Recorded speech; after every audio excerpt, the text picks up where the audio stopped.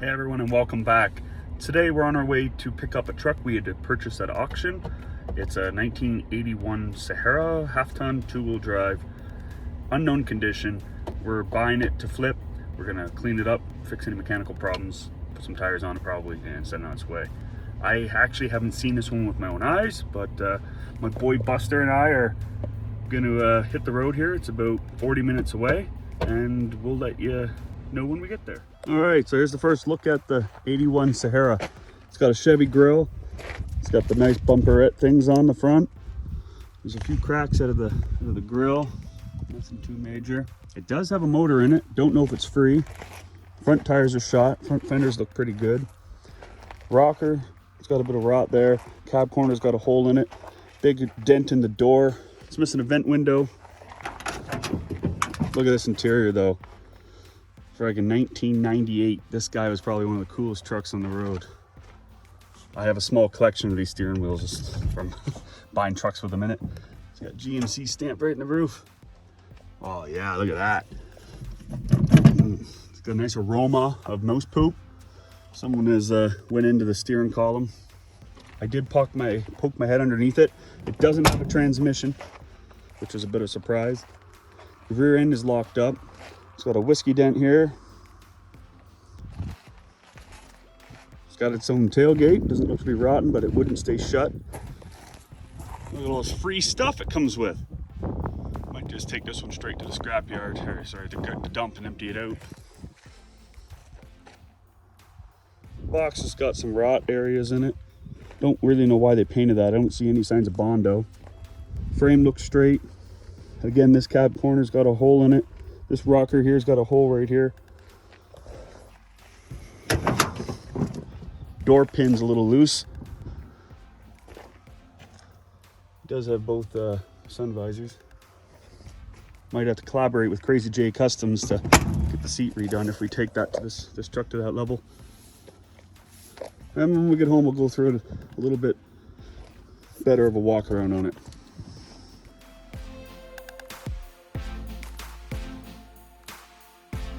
Well, we got all the lug nuts off except for two. That tie iron is just gonna bend.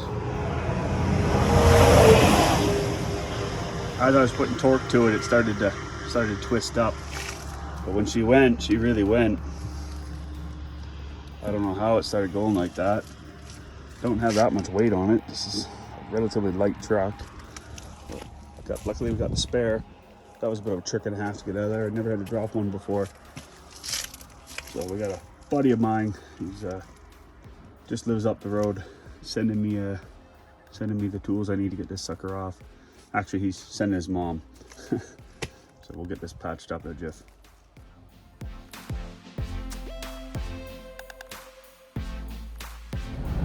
All right, we're back on the road. We have the tire switched out, completely split.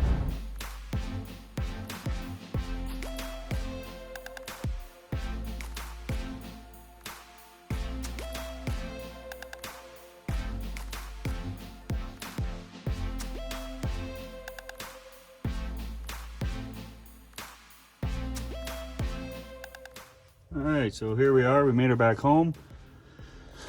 I was about to hook up a battery here to the starter and hit it over with the remote start button, but as you can tell, there's no starter. I'm gonna start looking a little bit more, and there's a few other little pieces missing, like the distributor cap, and they disconnected the rad hose and whatnot. The rad is flopping around here, so they disconnected that. I don't really know what they were attempting to do, and my initial idea was to try to crank it over, see if the engine's any good, or at least turn over, not seized. So I think what I'm gonna do is I'm gonna go get a bar, put it on the crank pulley and see if it turns over. All the spark plugs are in. It doesn't look like a terrible mess on top of the carburetor. So we'll see where we get with that. All right, so I got myself my bar with a 5/8 socket on the end. I'm gonna try to do this one-handed, but I don't really know how it's gonna go. All right, I don't know how much y'all can see, but we'll give this a little, that's a good sign. That means that it has the workings that it could start. Take the starter in it. This is annoying.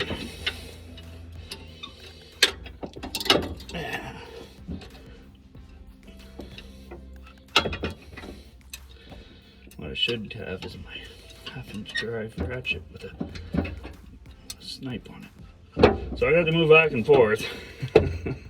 That's a positive. All right, we got a little bit smaller tool. I wasn't sure how stuck it was going to be before, if stuck at all.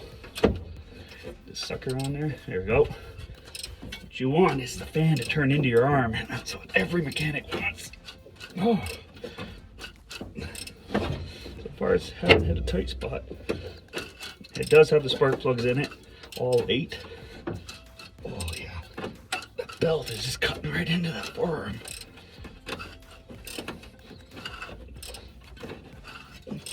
So far it feels, other than my arm being ground into ground beef, I feel compression building. All right, I think that's a good start.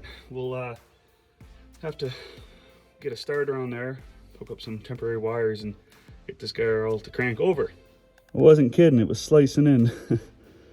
That pink is cut skin. Right, so what we're gonna do here is I pulled this starter off of a spare engine we had lying around the shop. I'm gonna bench test it to make sure that we got her to fire properly.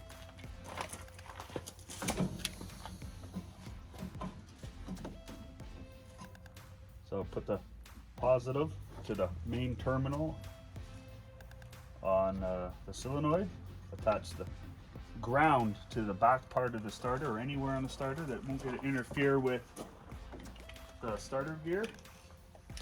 You'll take your positive, negative, and hook those up to your starter or your battery normally. So that in itself won't do anything. What I'll do now is I'll use my starter button here. Take your one terminal, doesn't really matter which one. Just hook it up to your anywhere on your power.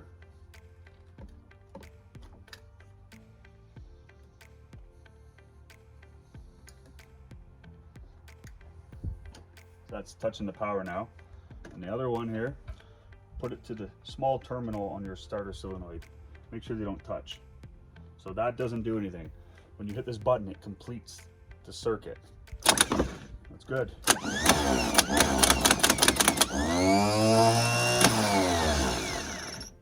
For a starter that's been sitting around for I don't know how long, that sounds pretty good. A little bit of squeak there. I'm going to throw a little bit of penetrating oil on it. Alright, just get everything all disconnected. And I'll slide that bad boy up in there. So once it's in the truck, I'll rehook this up. One to the power side, the main big terminal, and this one to the small S terminal on the starter. Once it's hooked up to the battery, repeat that exact same thing. Hopefully that'll allow our engine to crank over. It does turn over, and I can't see a reason why it won't spin over off the starter. So I get the honors of trying to fit in through here.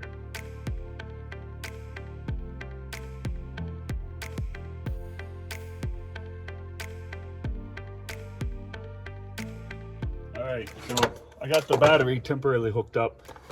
You can see by these vice grips. I got the grounding cable that came with the truck on. I'm going to hook up my temporary remote starter button again. I'm going to go down, put this gator clip on the main power feed at the starter, and then this one to the small S terminal on the starter. I can't let them touch.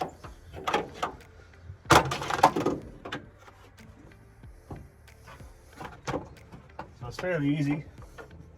As long as you get good clean sight. With headers on it makes it more difficult, but thank gosh for us that this truck doesn't have headers. I can't stand on the ground to do this because I'm up on the trailer still.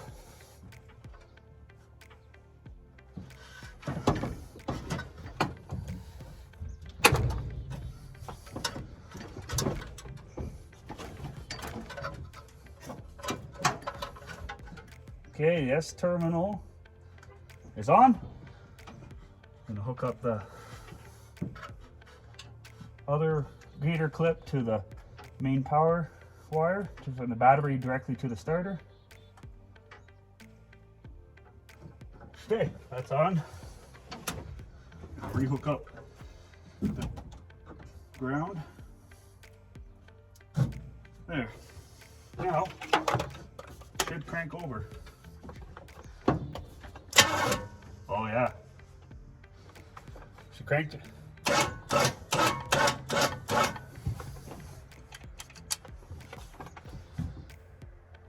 I did check it for oil. It's dark, but it's there.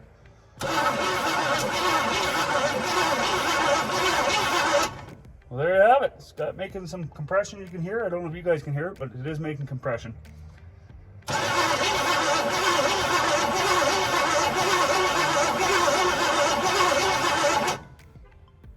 Well, that is a win. I'm sitting in the field for gosh knows how long. I didn't talk to the guy that actually parked it. I think it turned into a parts truck because the transmission got scored out of it.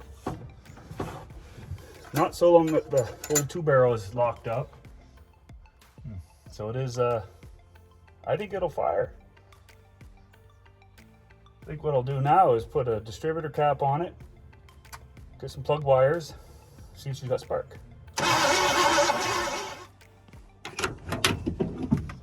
So the interior in this thing is super, super dated. So all this brown here, that's all fly poop all the way around. So that's just fly poo. Steering column has been mucked with. I think they did that to try to see if it would turn over. Because right there is when you turn the key, that's the switch that moves. Steering wheel is legendary. Oh yeah, quick release. That's for speed and aerodynamics. It's a shame because this is a tilt column.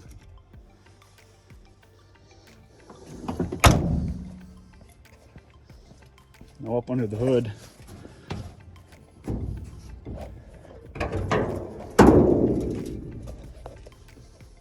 the wiring for the starter has been all pulled off. Looks like they just yanked the starter off or it ripped off somehow. And I'm not a square body guy, guys. Now don't really know the wiring for these trucks very well. This wire here has been cut. But I will do my research, figure it out.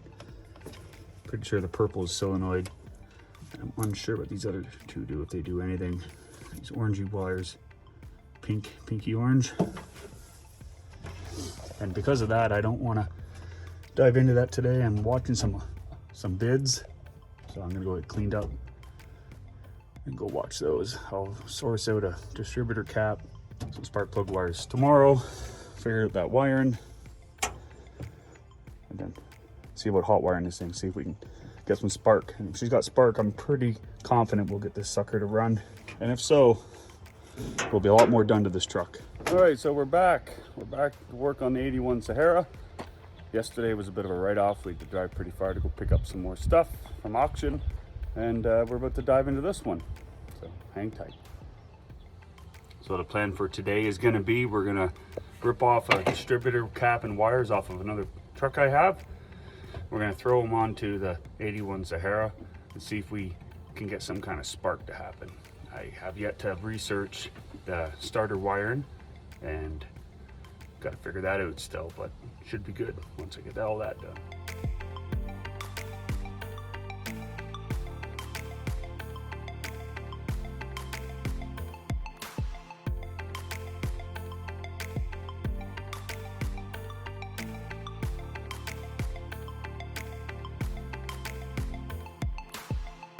Camera's a little shaky, but we got the starter wires all hooked up. I'm gonna put the remote jump on and see what that does. Then I'm gonna hook up the spark plug wires, disconnect the fuel line, and check for spark.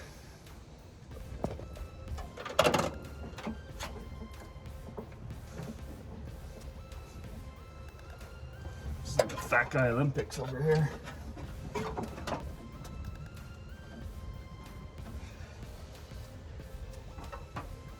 MVP. All right, we are back. We got a 1-inch for up here. And a 5/8 for this one. Back that off. If there is any fuel in the tank, we don't want that crap pumped up here, this little 2-barrel. I don't have any good 2-barrels at the shop. And by disconnecting it here and not before the pump, we'll get a good indication if the fuel pump's any good. Next, I'm gonna hook up the spark plug wires, all except for number 2, and see if we have spark. Okay, I whipped this up this morning. It's a rough diagram of the firing order. This is a distributor fire in rotation. This is all the uneven and the even side of the spark plugs. So now all I do is just grab the number 1 wire, which would be this one right here, follow it down, bring it down, and plug it into the number 1 cylinder. Done. I'm just quickly routing all these guys. I'm not setting all these home. This will, if the engine is a runner, I'll pop all these off, put new cap and new wires on it.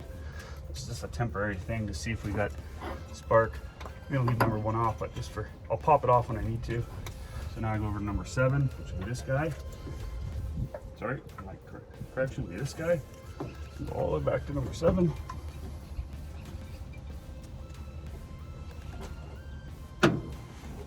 Five is all the way up over here.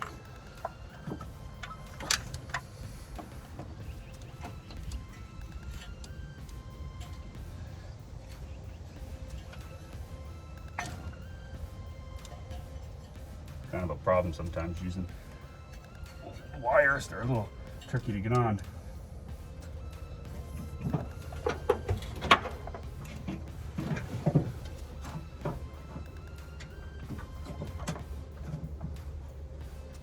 It's a bit of a shame because the truck I took this off of was way nicer truck. It was a 72 Chevy short box 4-wheel drive, which is going to be worked on once the snow starts flying, and I can't do these little quick projects out in the driveway.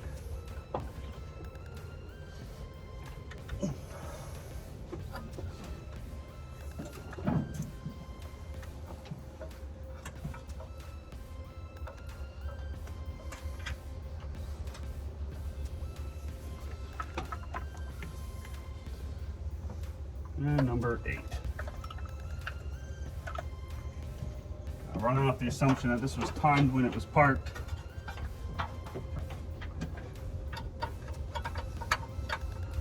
I didn't screw with the ignition.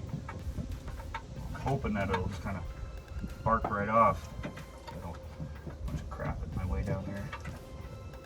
So it does not want to cooperate. But this piece of smog stuff was in the way. This does have the original manifolds on it, which are good up to a certain point. But this era truck has this goofy, kind of silly system on the passenger side exhaust manifold that stops. I don't even know what it's for actually. I'll show you down here. See this right here? It's a baffle. Runs off of heat from the intake manifold. So I don't know. Don't really know what it's supposed to do. I've always fought with them. I like to delete them, but you run the risk of them closing when the truck's running and creating too much back pressure and burning out one side of your cylinders. All right, I'm gonna figure out how to hotwire this old sucker and I'll get back to you. All right, guys, gonna hook up the battery here. I jerry-rigged the ignition column. Someone had busted it all open, didn't have a key. They got into the ignition lock and bypassed it.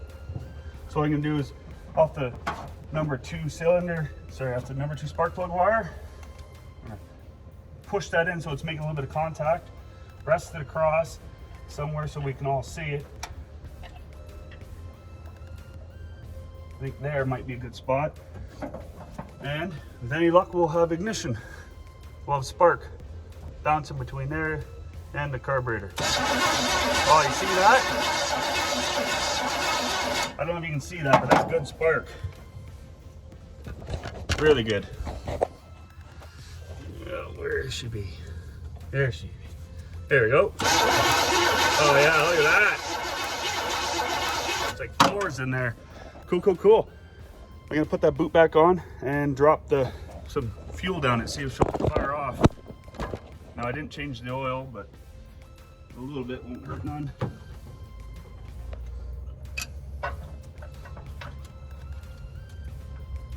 We're not gonna be running it, just seeing if it'll bang off for us. Make sure everything's out of the way.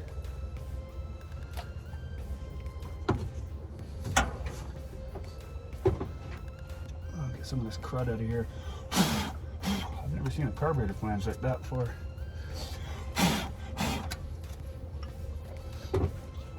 Alright. So this is my Coke Zero. I put a little bit of old fuel in there, some sea foam. Should be enough. If it's gonna go, it's gonna go. Fingers crossed. And that is what we're looking for. See if she's got another one in her. Nice and quiet. Oh, even the choke's working. Let's give it a helping hand though.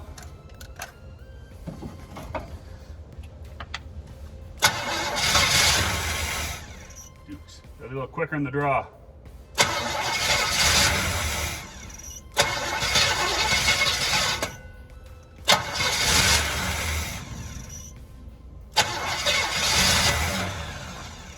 Sounds good so far. I'd like to get a more steady idle out of it personally. Put some in the actual carburetor. See if we can get an idle out of it.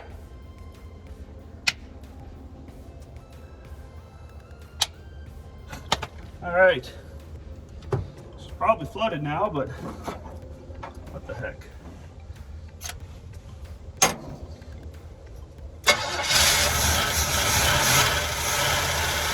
It's a bit of a trip for that in there.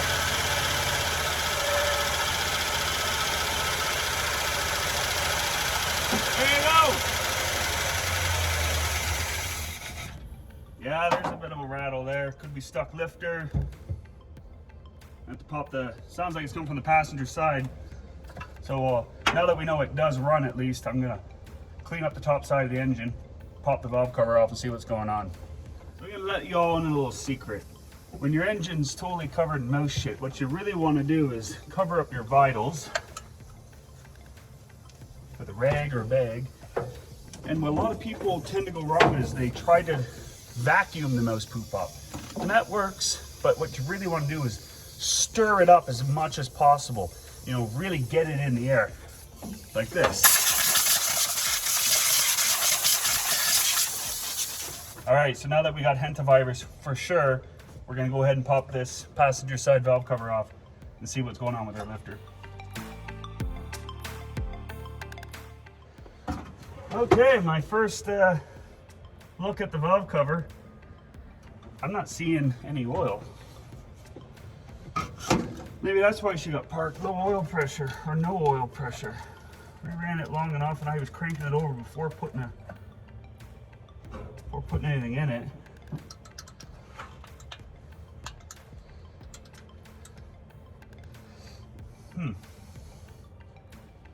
She looks dry. Too dry. Cleanish. Not the cleanest thing I've ever seen, but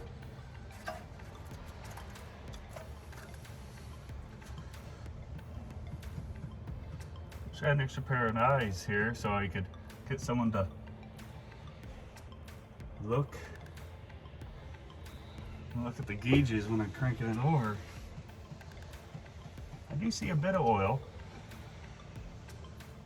There's a couple options here. We fill up the fuel bowl, crank it over and see if I see any oil movement. Or pour some oil down top of the cylinders, on top of the rockers, and get the movement going.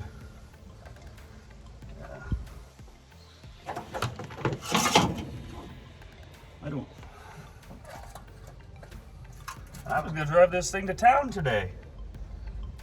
after the transmission install and all that other good jazz. There is some gunk in there, but the gasket looks relatively new. Okay, I'm gonna stop babbling.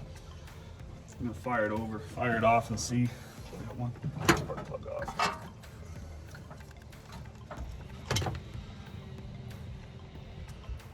Refuel in the Coke Zero.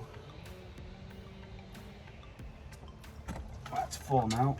Get that up out of the way. I hope the engine's good. Might pull it if this is not good and see if there's any action going on with anything wrong on the bottom side. All right. You can hear the buzzer going off. We got power going to the ignition.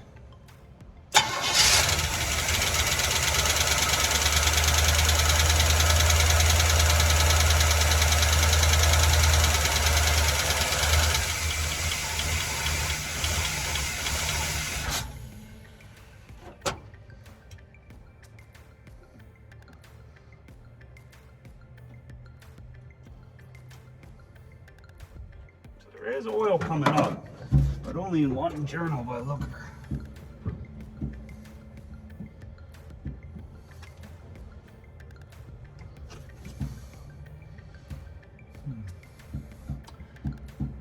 I think what I'm gonna do is drop the oil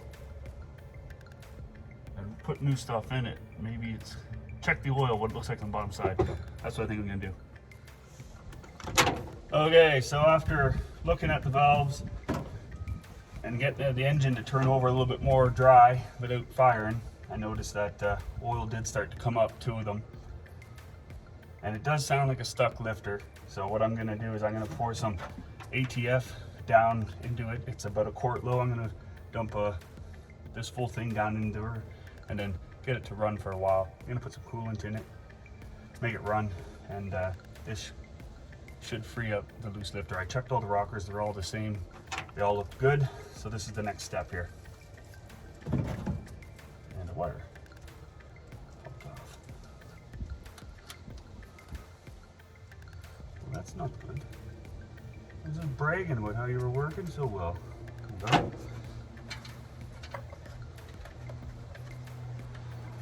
Choke decided to break the fitting for it. So far it's not pumping up any fuel either. So hopefully that doesn't mean that we got a bad fuel pump, not that they're expensive. Probably means that the tank's empty. So what I'll do is I'll pop it off the pickup and run it to an external jerry can.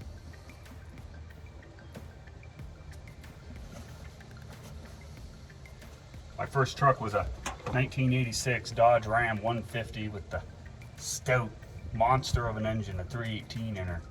And it developed a slight tick. So I put some ATF in it, drove it to my high school and back, which would be about 35 kilometers round trip.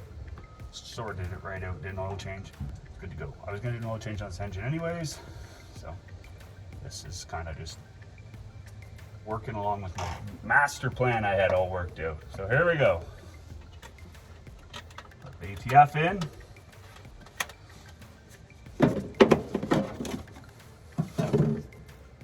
Hook up the battery again. Oh, I had the ignition turned off. By turned off, I mean the rod pushed down.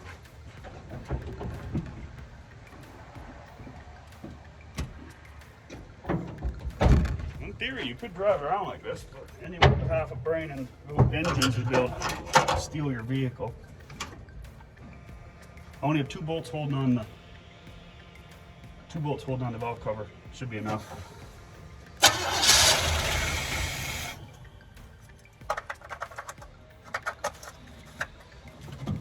my Coke Zero here.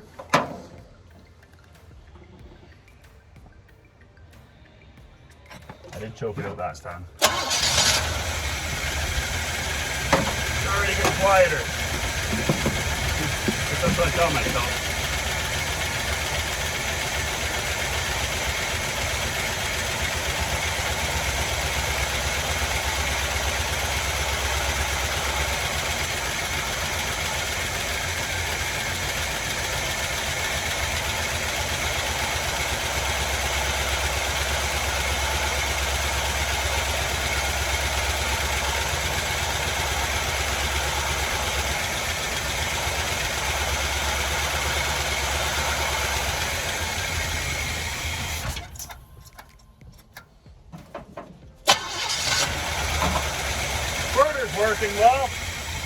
And I just flooded it again.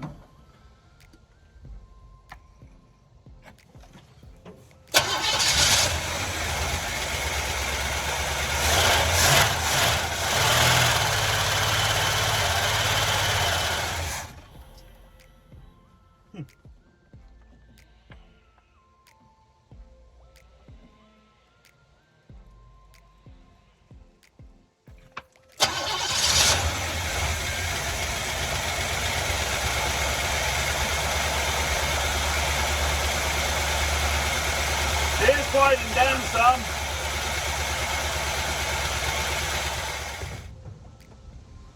Alright, before I run the engine anymore, I gotta fill the rad up. I got the rad hoses reconnected. I'm gonna add water to it because I have no idea the condition of the water pump or the radiator.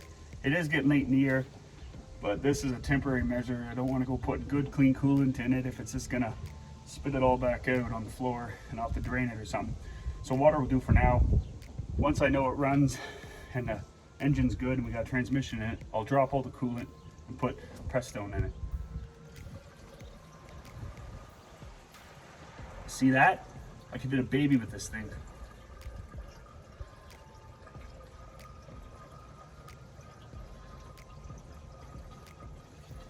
And we'll know if the frost plugs are blown out on it.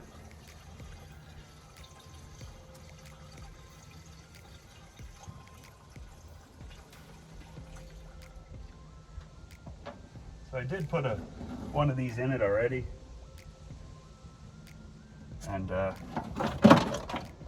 just notice this funnel sitting here, the stop funnel. So I don't know what the story is with it, but the rad looks good. I just don't know if it is good.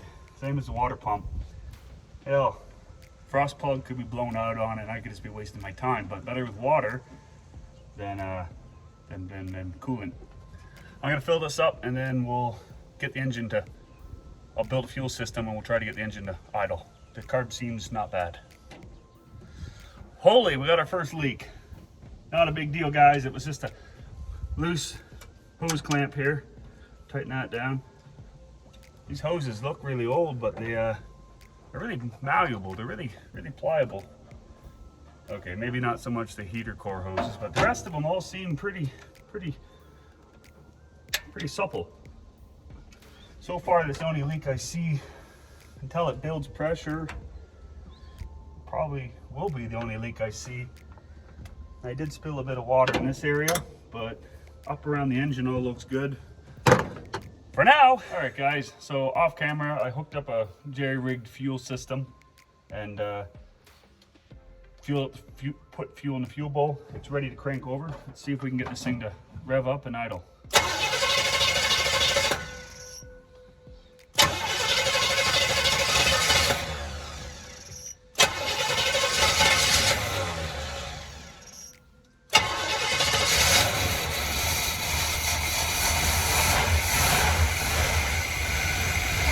Idle. I put some ATF in the cylinder, correct in the head.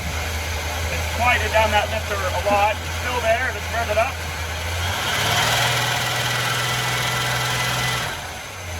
It's still a little noisy. Maybe if I can get this thing to stay running. It's pumping fuel, but I don't think it's getting into the carburetor. The seat might be stuck. It's not letting fuel by. So I'm gonna go get the old persuader, see if tapping it will do the trick. All right, so we got our persuader here, the smallest peen hammer I have. I'm gonna give the carb some love taps, see if that smartens it up at any. Don't want to beat on it too hard, but trying to rattle the needle and seat free some. Cars driving by at like half a kilometer an hour. All right, see if this does anything for us. Battery back up.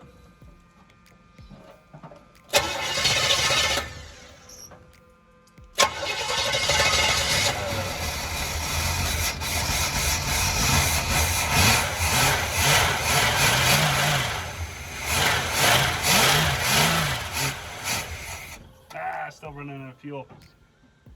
I think what we're gonna have to do is I'm gonna have to pop that carb apart and redo it. I think that's gonna wrap it up for this video. I can honestly say that this engine is a runner. It will run. I need to give it a good cycle of fuel through it, get it up to temp, run it for a little while, and I think that those lifters are gonna straighten themselves out. I checked the passenger side, they were all within spec. I should pop and check the driver's side too. So the engine's been running for about 5 minutes now.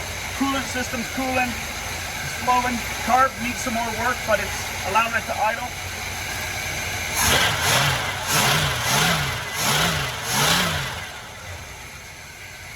Pretty not bad.